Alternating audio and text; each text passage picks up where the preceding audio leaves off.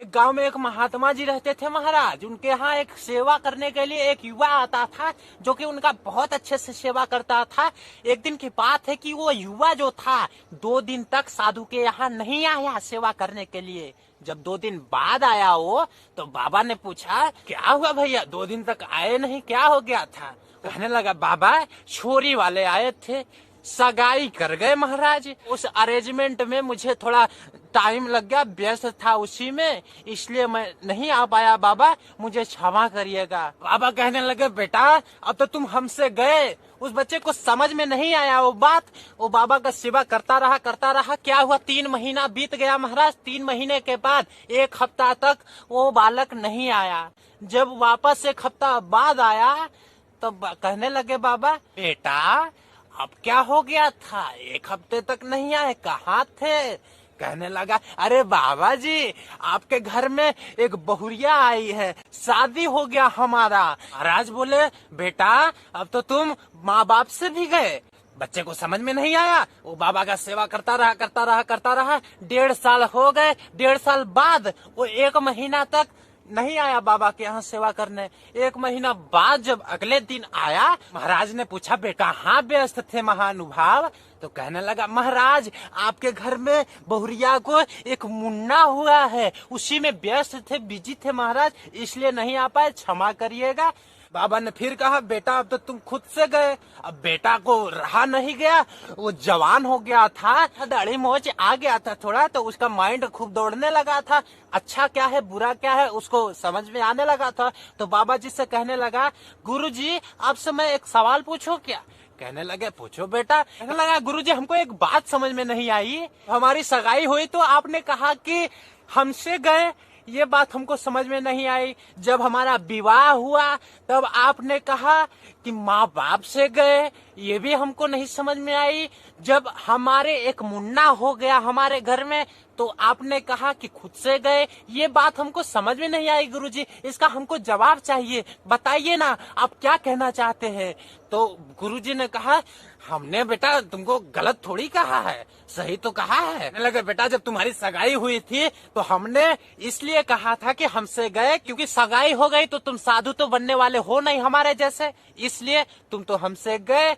जब तुम्हारा विवाह हुआ तब हम बोले कि तुम अपने माँ बाप से गए। इसका मतलब ये हुआ बेटा कि शादी होने के बाद माता पिता को बच्चा भूल जाता है, माता पिता का बात नहीं उसके कानों में जाता। तब वो जो सुपर्णखा आई है ना घर में, जो देवी जी आई हैं, उनका बात तुम मानोगे। माता पिता को आजकल का व्यक्ति धर्मशाला में या किसी अनाथ आश्रम में छोड़ाता है महाराज। बेटा तुम माँ बाप से तो गए ही, कहाँ जाएगी दिमाग भेजे में माता पिता की बात तुमको।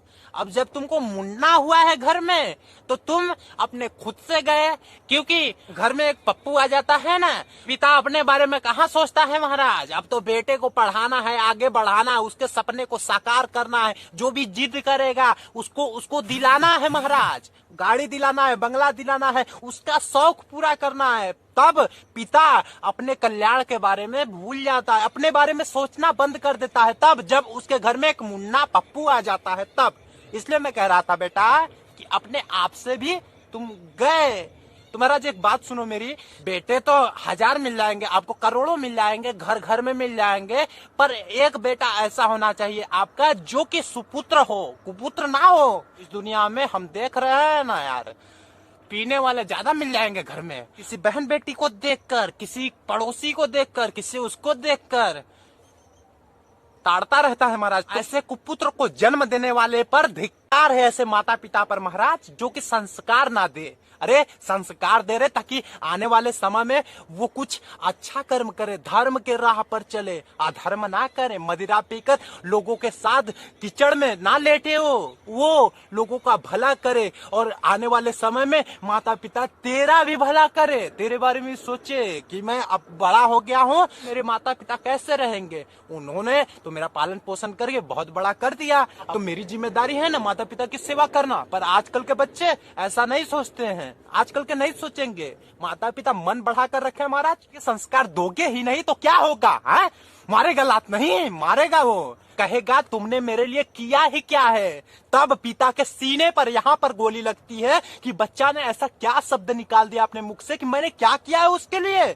अरे तू क्या समझेगा रे, ये माता पिता का दोषी है, किसी और का नहीं है। पैदा करने वाले तो यहाँ पर जानवर भी मिल जाएंगे आपको, गाय भैंस कुत्ते बिल्ली सब कुछ यहाँ पर, सारे के सारे पंछी को बच्चे हैं, नहीं है क्या? है, मानव के जैसा ही है। पर मानव ऐसा एक जीव है जो कि अपने बच्चे को कल्याण करने के लिए सही रास्ता दिखा सकता है, सही मार्ग सही दिशा दिखा सकता है, उसको कुपुत्र नहीं सुपुत्र बना सकता है। वो गाय भैंस की तरह लेटेगा नहीं कीचड़ में, जब उसको संस्कार दोगे तो शराब नहीं पिएगा, गलत संग नहीं करेगा, फ्रेंड के साथ मस्ती करने के लिए गटर गश्ती करने के लिए नहीं जाएगा रे। जब बचपन में ही तुम उसको गाली देना सिखाओगे, जब बचपन में ही मोबाइल दे दोगे उसको, तो क्या करेगा वो, क्या करेगा? बेटे से पूछो मोबाइल चलाते समय पिताजी कहाँ है बेटा, कहेगा बेटा ऊपर, और मम्मी कहाँ है बेटा, नीचे पाताल लोक में है। तो महाराज आपको समझना चाहिए, अन्यथा पछताना ना पड़े तुमको, पछताओगे। सच्चे गुरु का शिष्य बनाना उसको, ताकि वो आने वाले समय में धर्मात्मा बने महाराज, धर्मात्मा,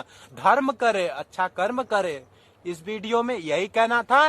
वीडियो को लाइक कर देना, चैनल को सब्सक्राइब कर लेना, धर्म को आगे बढ़ा सब्सक्राइब कर लेना। मिलता हूँ अगले वीडियो में, तक के लिए शुक्रिया मेरे दोस्त। जय हिंद जय भारत, खुश रहे, दूसरों को भी खुश रखे। बाय बाय मेरे दोस्त।